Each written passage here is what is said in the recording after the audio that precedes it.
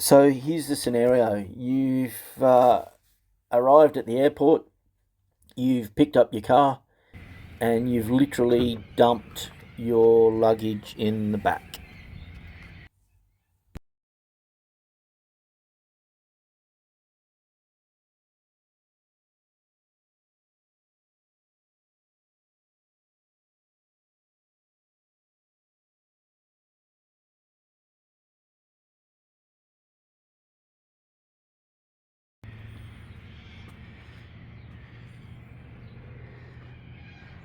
So your next mission was to go off and get the most basic toolkit you could possibly afford and fit into a small vehicle. So we've got a bush saw or a bow saw, and we've got a small tool bag.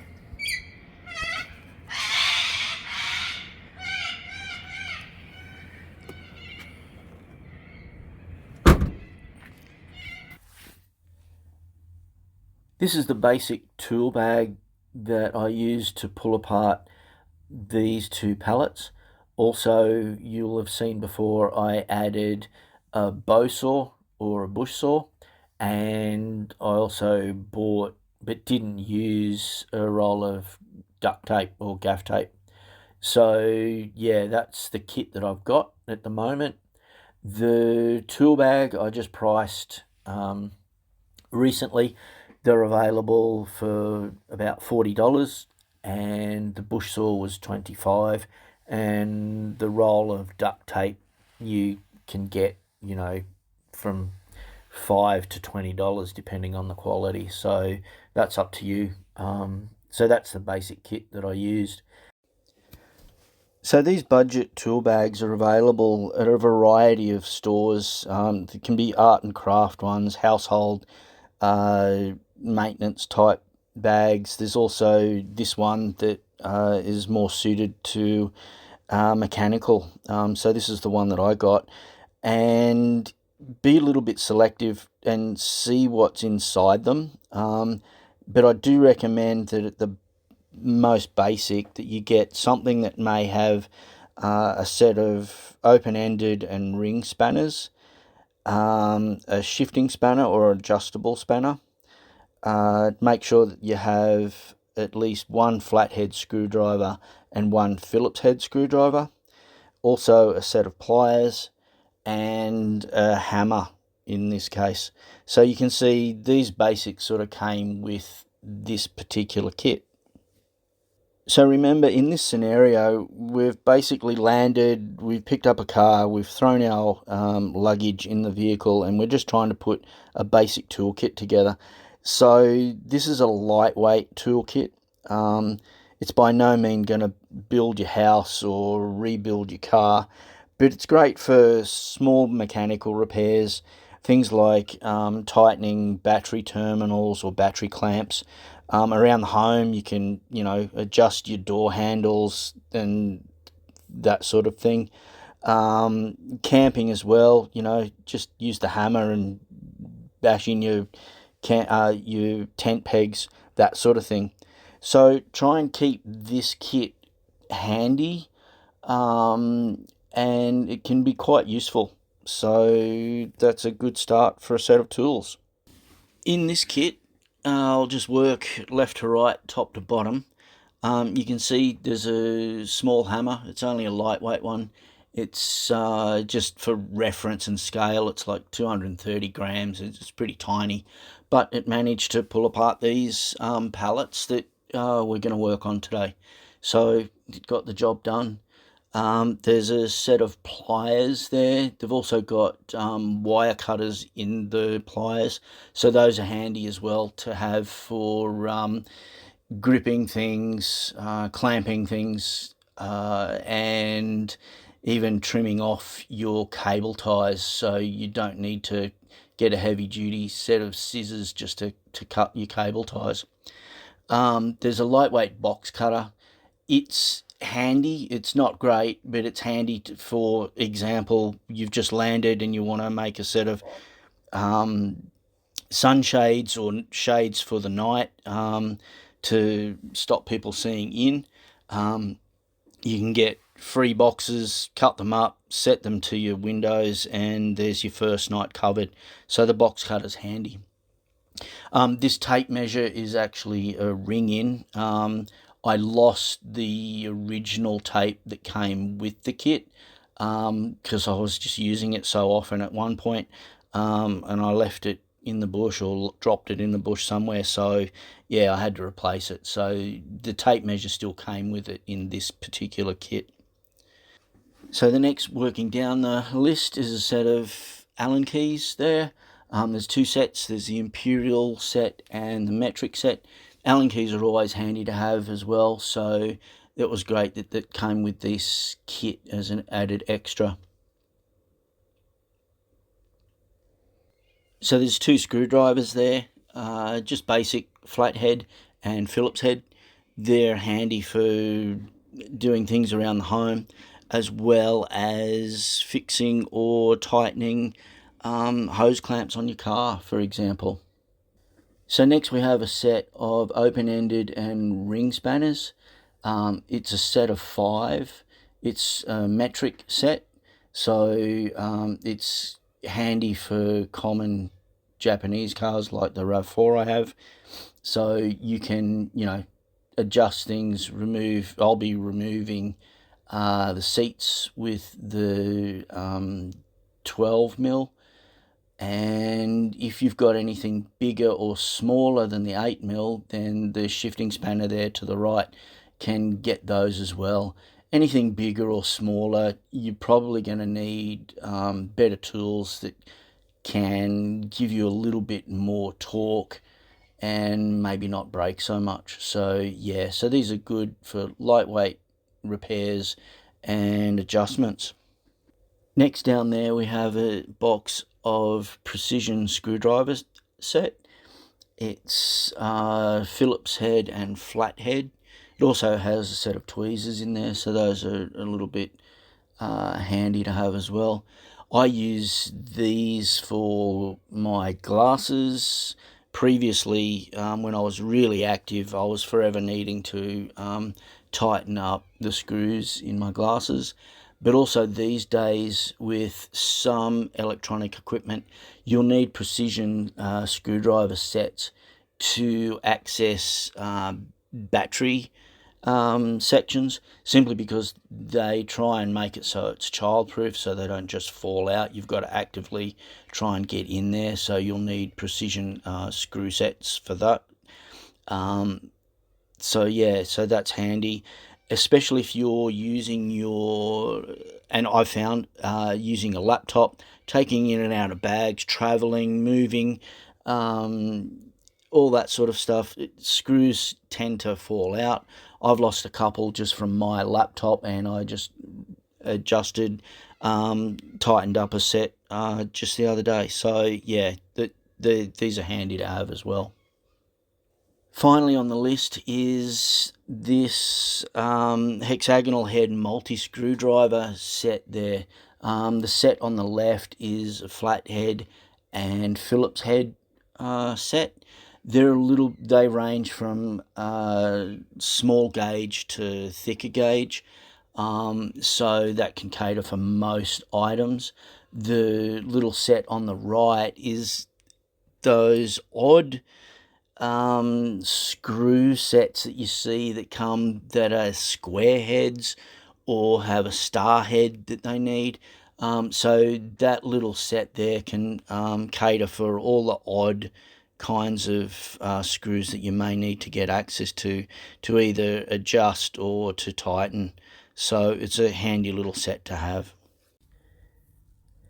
Then the final task is to get some pallets so that you can reclaim the timber and create your sleeping platform.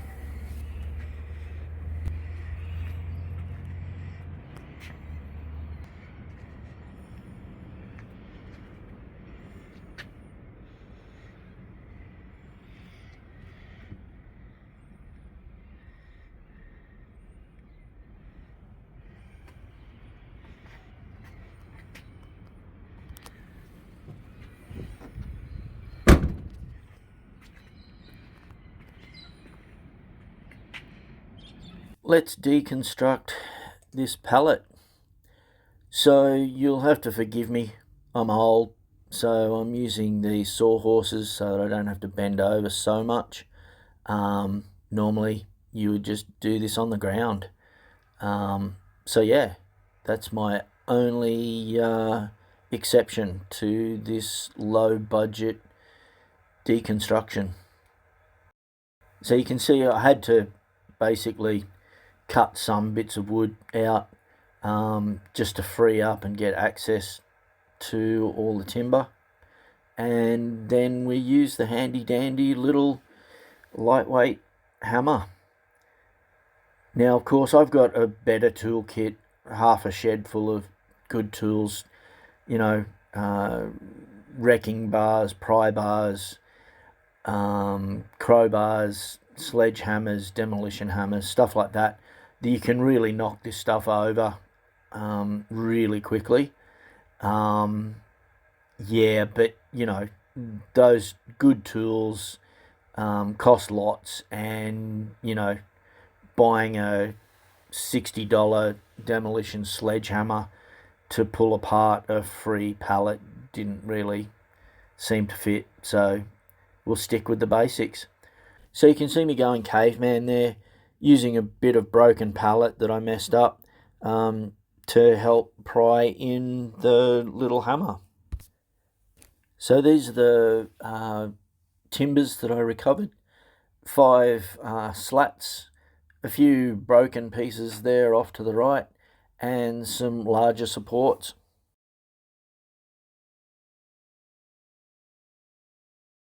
Then here's what I recovered as far as hardware.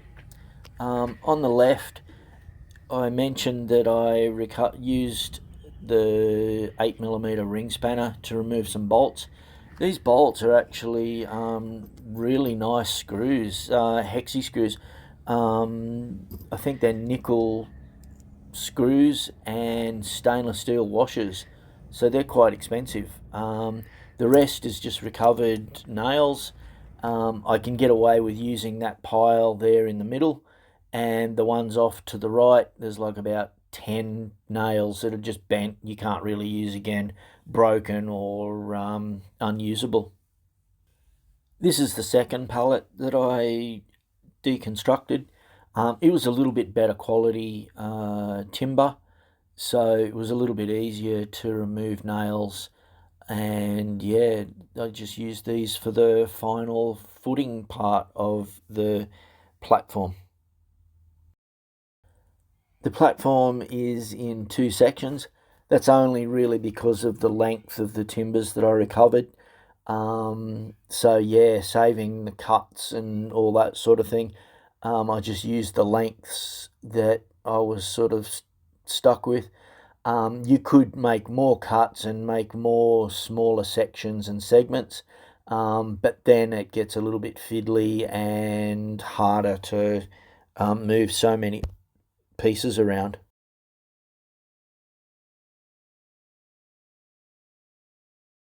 So here's all the leftovers after deconstructing the second pallet, and then we take a look at the platform. As you can see, it's really rough. The wood is weathered, and you know, it's not great materials, but it's free and it's here. The full length of the pallet matches the full length of the space that I've got, and it's taller than me, so I fit in here easily. Also note that there's a little bit of space underneath the pallet. I've fitted this full length pallet in with what luggage I arrived with, essentially. So there's plenty of room.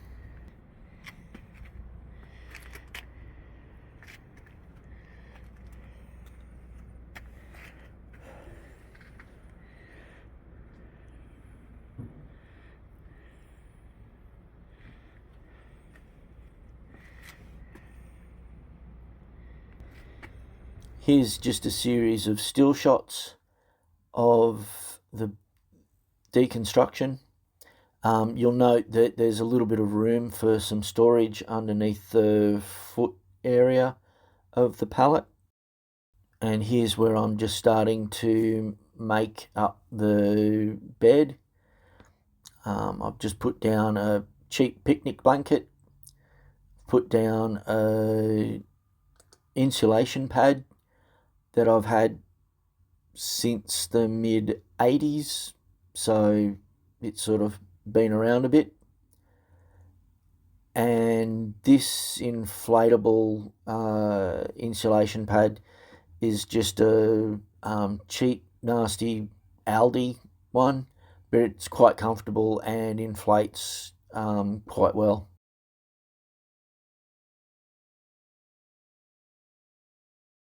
Here is a sleeping bag liner that I made, again, a long time ago, out of scrap material from a bed sheet manufacturer. Then we've got the $2 shop small blanket that I folded in half, and it sleeps quite warm.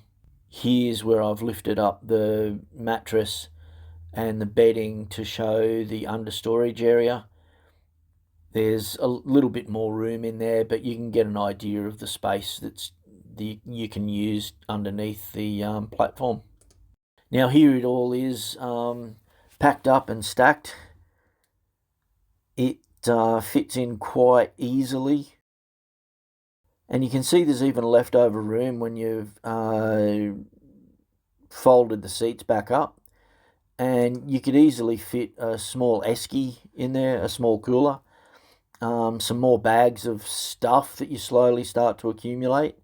So even with the small amount of space we've got and the limited luggage we've got, it all fits in that rear cargo area quite well. And you've still got the 2 seats there that you can throw more stuff on. So it adds to the stealth capacity of your little mini camper.